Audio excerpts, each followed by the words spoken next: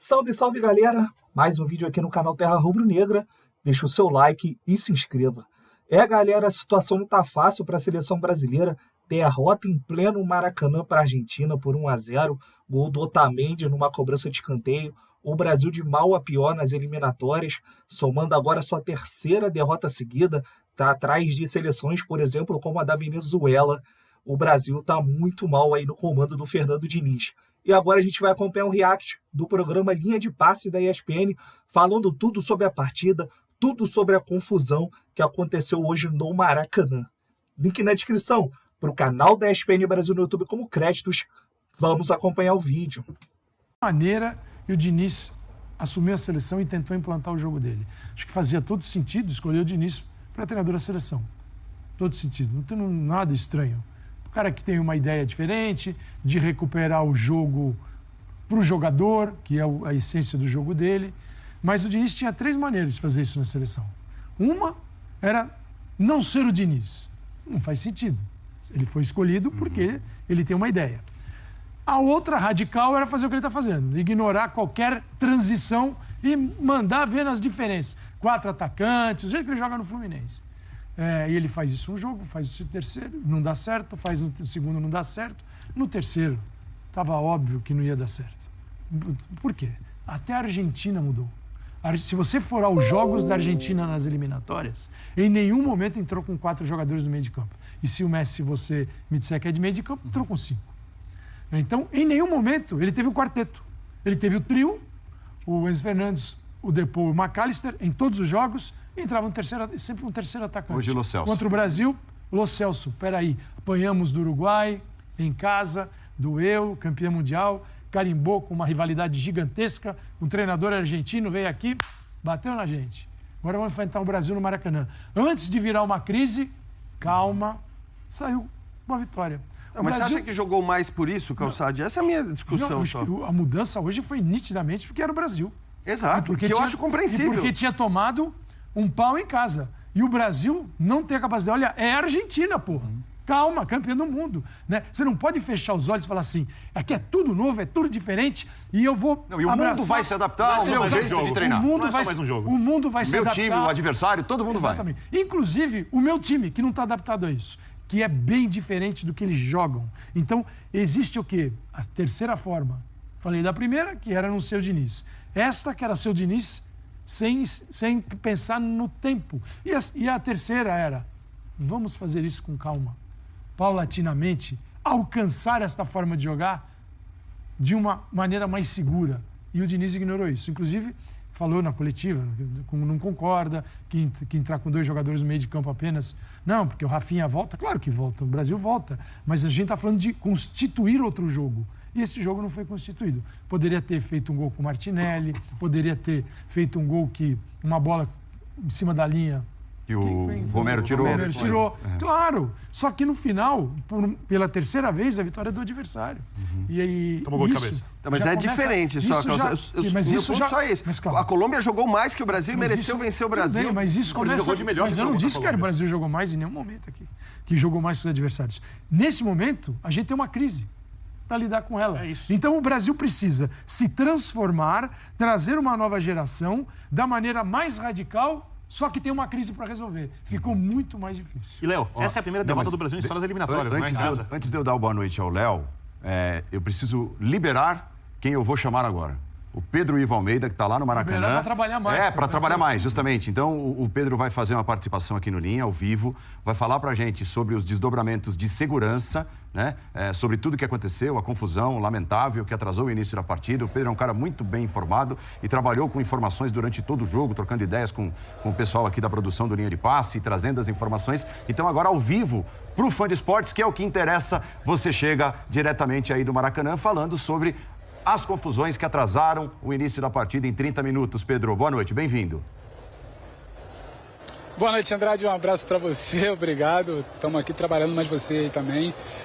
Primeiramente, preciso ser muito sincero com vocês, eu vou acrescentar muito pouco ao bom debate que eu já estou ouvindo aqui sobre o jogo, mas temos o Léo, temos Calçade, Jean e Birne, porque, infelizmente, por conta daquela confusão que acabou atrasando no momento da bola rolar, perdi boa parte do início do jogo, perdi também boa parte do segundo tempo depois do gol, mas até para a gente chegar aqui do Maracanã com as informações para a linha de passe sobre esse jogo de empurra, porque muito se fala por que aconteceu a confusão, por que o estádio não estava dividido, de quem é a culpa, para quem fica essa responsabilidade, porque o mais importante é, teve jogo, a bola rolou, mas teve gente ensanguentada, teve criança no meio da confusão, teve senhora no meio da confusão, teve senhor passando de cadeira de roda, teve gente detida, muita confusão no Maracanã. Não foi só essa bola rolando, não. Então, tão logo, acaba até para tentar destrinchar aqui um pouco para vocês, é uma despedida, uma passagem rápida, vou tentar me alongar um pouco, que é um jogo de empurra, tem um pano de fundo aí, tem um xadrez político, tem um empurra para lá, empurra para cá também, envolvendo PM, CBF, que acontece que tão logo acontece a confusão, a gente vai em busca de informações para tentar entender, ora, por que a torcida argentina não estava separada da torcida brasileira, ali no setor atrás do gol que fica à direita das cabines, do eixo de transmissão da cabine, né, da câmera que faz a transmissão da partida. E a primeira informação que nos chega, até por pessoas da CBF, é: ora, a gente não tem nada a ver com isso. Quem decide sobre a segurança aqui no Maracanã é a segurança pública, é com a PM. Então a gente vai até a PM. A PM vira e fala: não é bem assim. Quem decide sobre divisão ou não de arquibancadas num jogo organizado tão em cima da hora, é importante ficar com essa informação, de organizado em cima da hora, porque eu volto com ela lá na frente, são os organizadores. Quem são os organizadores? CBF e a gestão do estádio do Maracanã. A gente vai ouvir o estádio do Maracanã, o Maracanã vira e fala: não. Quem vende ingresso não sou eu. Quem vende ingresso é a CBF, através de uma plataforma de site de ingresso dela. Então essa responsabilidade é do Maracanã. Fica esse jogo de empurra daqui, jogo de empurra de lá, e a primeira informação que acaba chegando também é que o jogo era classificado por PM, CBF e Maracanã como um jogo de baixo risco. Como um jogo de baixo risco, se na quinta-feira passada, no dia 16 de novembro, a gente teve uma reunião de organização de jogo, lavrada em ata, que o jogo era considerado bandeira vermelha, ou seja, alto risco para a segurança. Uma ata de uma reunião que participou gestão do Maracanã, Federação de Futebol do Rio de Janeiro, agentes públicos, Defensoria Pública, Ministério Público, Conlurb, Secretaria de Ordem Pública, Prefeitura, Governo, muita gente, autarquias, muita gente de poder público que controla a operação no entorno do Maracanã. Então, todas essas entidades, todas essas autarquias, todos esses poderes públicos falaram: o jogo é de alto risco. Essa reunião existe porque a FERJ organiza os jogos do Maracanã, porque ela é a federação local, em parceria. Quando foi apresentar a ata dessa reunião da CBF para a CBF, que já tinha começado a vender ingressos sem diferenciar setores, virou e falou: não quero, desconsidero essa ata. Então, no dia 17, na sexta-feira, a federação no movimento político, é bom informar, a Federação do Rio no movimento político, porque hoje Edinaldo Rodrigues e Rubens Lopes, que é presidente da Federação do Rio, e um dos vice-presidentes, ou vice-presidente mais velho da CBF, não falam a mesma língua. Então, o Rubinho, um movimento inteligente, até podemos dizer político, fez constar para todas aquelas autarquias, todos aqueles órgãos competentes, inclusive para o Maracanã, para a PM, para o Ministério Público, que: olha, praticamente estou lavando as mãos. Qualquer questionamento agora é com a CBF. Então a responsabilidade volta para a mão da CBF. A CBF fica se vê um pouco atada, porque surge esse documento. A PM, em nota, diz: a organização, a responsabilidade de vender ingressos conjunto, todo mundo misturado, é da CBF. A CBF ainda não disse nada. É bom frisar, o presidente Edinaldo Rodrigues não se manifestou. E o Maracanã, em conversa com a gente, com essa reportagem, pessoas do Maracanã já viraram e falaram: a gente não pode fazer nada. Quem vende ingresso é a CBF. Então, para explicar que essa confusão, esse jogo de empurra, essa ausência de responsabilidade momentânea, tem muito a ver com essa confusão. Por que eu falei ali do jogo organizado em cima da hora? Esse jogo está marcado há muito tempo no Maracanã, só que os ingressos só começaram a ser vendidos na semana passada. E um jogo desse tamanho, como é um clássico Flamengo e Vasco, um Fla-Flu ou uma final de Libertadores, ele precisa ter os ingressos comercializados com muita antecedência, porque a polícia começa a monitorar a carga de ingresso, a busca por ingresso, operação, de onde vem torcida, se tem gente de Buenos Aires, como é na final da Libertadores, se não vem, se ela prepara a operação, se ela separa setor, se ela bota alguma caminhada conjunta. Então, isso não pode ser feito porque o ingresso foi vendido na semana passada. Então, a gente tem um caldeirão, estou colocando todas essas informações, Paulo, para jogar para a mesa, até para vocês debaterem, para a gente entender como é que essa falta de organização, essa falta de planejamento, essa falta de levar em consideração uma ata que estava por escrito, dizendo que o jogo era de bandeira vermelha, ignorar essa ata, como é que a gente chegou nesse ápice aqui hoje, que foi a confusão. Então, devolvo para vocês com as informações daqui. Era sabido, desde quinta-feira, que o jogo era de alto risco. Essa ata foi ignorada. A CBF, como organizadora, não solicitou a PM que fosse dividido, porque os ingressos já estavam sendo vendidos. E também, a partir do momento que você não tem essa divisão de setores, você não tem lugares perdidos. Você vende mais ingressos. Então, deixo vocês com essas informações, esse jogo de empurra, as pessoas que não assumem a responsabilidade pela briga, para que a gente debata aí. Muito obrigado, Pedro. Valeu pela participação. O Pedro trazendo todo o panorama do que aconteceu. Que jogo de empurra, hein? Que coisa. Assim, mas na prática, terrível mesmo é você imaginar que tá tudo bem colocar um Brasil e Argentina com os torcedores ali lado a lado e beleza, e vai funcionar. E torcida de seleção é outra coisa. Sendo que aconteceu o que aconteceu recentemente entre brasileiros e argentinos numa final de Libertadores no mesmo estádio. No estádio não, na cidade, né? Enfim. Pois é, gente. Bom, boa noite a todos, boa noite, fã de esportes. Clauson, por onde eu começo? Pelo jogo, pela confusão, tanta coisa. Tá bom. Você é de casa. Vamos voltar para a confusão daqui a pouco, então, só para não perder o fio da meada do jogo. O Birner estava me passando a bola sobre o ineditismo. Por favor. Então, tem jogos que entram para a história. Em 93, o Brasil perde para a Bolívia, né, lá em La Paz, e é a primeira derrota na história das eliminatórias. No finalzinho. Então, hoje, 30 anos depois, né, temos a primeira derrota em casa na história das eliminatórias. Então, a Argentina, entre outras coisas que tem conseguido nos últimos anos, né, a Copa América, a Copa do Mundo, é a primeira seleção a vencer um jogo de eliminatórias no Brasil.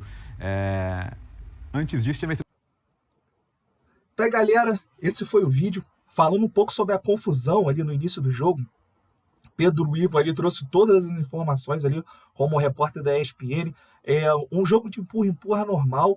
Brasil e Argentina é um clássico do futebol sul-americano. É inadmissível ter torcida mista ali naquele setor, argentinos e brasileiros ali torcendo junto. A gente sabe como é que é a rivalidade. É a mesma coisa se colocasse um Uruguai e Argentina jogando na Argentina e que fosse torcida mista ali em algum setor do estádio. Daria problema, como deu. Foi uma vaia ali no início do jogo, ali no Nacional da Argentina, que rolou toda a confusão. O pessoal lá da segurança do estádio não conseguiu segurar ali a briga entre os argentinos, principalmente. Depois teve que entrar a PM, e lamentavelmente a gente viu aquelas cenas. 30 minutos aí de jogo adiado, né? Ele ia começar no horário, começou 30 minutos depois. Então, é uma discussão que a gente vai escutar muito ainda, porque foi uma coisa inadmissível que aconteceu e, pelas notas, um jogando a culpa em cima do outro e ninguém vai assumir essa responsabilidade, ninguém vai assumir esse vexame antes da partida entre Brasil e Argentina. Voltando para o jogo, o Brasil jogou bem, na minha opinião. O Brasil vem jogando bem, na minha opinião. O que falta é os jogadores, principalmente ali da frente, ser um pouco menos individualista e mais para a equipe. Eu vou citar aqui o exemplo do Rafinha, o pior jogador do Brasil nesses dois jogos, o pior disparado. É um jogador fominha, ele não toca a bola de jeito nenhum, só toca a bola quando está muito apertado ali pela marcação, aí ele não toca, ele parece que se livra da bola. É um jogador que perdeu inúmeras oportunidades no jogo contra a Colômbia. O Brasil estava ganhando a partida, jogando fora de casa, um jogo difícil, a torcida da Colômbia em cima, teve toda lá a solidariedade ao jogador colombiano, porque teve seu pai sequestrado, o pai dele foi solto antes da partida, então tinha ali todo um clima criado para a Colômbia vencer essa partida, e o Brasil saiu na frente do placar, e o senhor Rafinha perdeu ali inúmeras oportunidades de ampliar, podia dar passes quando o Brasil saiu 3-2, perdeu um gol que acertou a bola na trave, e outras chances que ele preferiu sempre fazer jogada individual e sempre fazendo a jogada errada. E como prêmio da péssima atuação do primeiro jogo, o Rafinha foi como titular para esse jogo contra a Argentina. O Fernando Diniz deu esse prêmio para ele. Ele foi novamente péssimo, muito mal. Ele escolhe muito mal as jogadas. Parece que está ansioso. Um cara que joga no Barcelona está ansioso com a camisa da seleção brasileira. Isso que eu não entendo. É um jogador muito limitado. O Fernando Diniz já era para ter detectado isso na primeira partida e ter colocado ele no banco de reservas. Ele não joga para a equipe, ele joga para ele mesmo. Então, isso prejudica demais a seleção brasileira, principalmente porque ele está ali no setor ofensivo e a bola sempre chega no pé dele, e quando ele tem que dar o passe para deixar o jogador na cara do gol, ele prefere fazer uma jogada individual e acaba errando. Foi assim contra a Colômbia e foi hoje contra a Argentina. Mas tirando esse fato, eu vi uma boa partida do Brasil. O resultado não tem vindo. Esse jogo agora, o Brasil jogou muito melhor que a Argentina. A Argentina acabou achando um gol ali numa jogada de escanteio. Teve poucas oportunidades. O Messi mal tocou na bola. Se eu não me engano, o Messi não deu uma finalização para o gol de perigo. Duas jogadas aéreas da Argentina no jogo inteiro. Foi o lance do Otamendi, uma bola cruzada que quase o Acunha conseguiu ali escorar. Mas fora isso, não teve nenhum perigo assim, para a defesa brasileira. O fato é que o Brasil está muito mal ali no setor ofensivo. Perde muitas oportunidades, como foi contra a Colômbia. Tudo bem ali que contra a Colômbia o Brasil teve bons 5 minutos e depois se perdeu durante a partida, se encontrou no segundo tempo, poderia ter feito mais 2 gols pelo menos ali, de jogadas desperdiçadas, e acabou tomando 2 gols de virada em 2 jogadas de bola aérea, que tem sido o calcanhar de Aquiles da seleção. Bola aérea é sinônimo de perigo para o adversário. E o adversário está se aproveitando bem, tomou 2 gols do Luiz Dias, que não é um exímio cabeceador, tomou 2 gols pelo alto e tomou esse gol aí do Otamendi numa cobrança de escanteio. Mas falando um pouco também sobre o trabalho do Diniz, é um trabalho que demanda tempo. Foi como o Calçade falou, como o Vitor Brini falou, o Léo Bertozzi falou também um pouco. O trabalho dele demanda tempo, ele demora a acertar uma equipe ou uma seleção, e às vezes a seleção não tem esse tempo para o Fernando Diniz. A seleção não tem esse jogo de cintura para dar tempo para ele de treinar o time. É tudo muito rápido, é convocação, jogo de eliminatória, o esquema ali, ele não consegue ficar com jogadores 2, 3 semanas, para os jogadores se ambientarem, é o estilo que ele quer propor na seleção, o mesmo estilo lá que ele propõe no Fluminense. Então, essa falta de tempo tem sido primordial para o fracasso do Diniz na seleção brasileira. Muito se fala que o Ancelotti vai assumir, eu não acredito, tá? Eu acredito que o Diniz vai continuar na seleção. O Ancelotti está já começando, já ensaiando uma possível renovação com o Real Madrid. É complicada essa negociação, tirar um técnico do Real Madrid não é fácil. Então o Brasil aí vai ter muita dificuldade. Lembrando que o Brasil vai ter 2 amistosos aí contra equipes europeias, Copa América, e volta aí para as eliminatórias em setembro do próximo ano, setembro de 2024. Deixa o like, galera, e se inscreva no canal.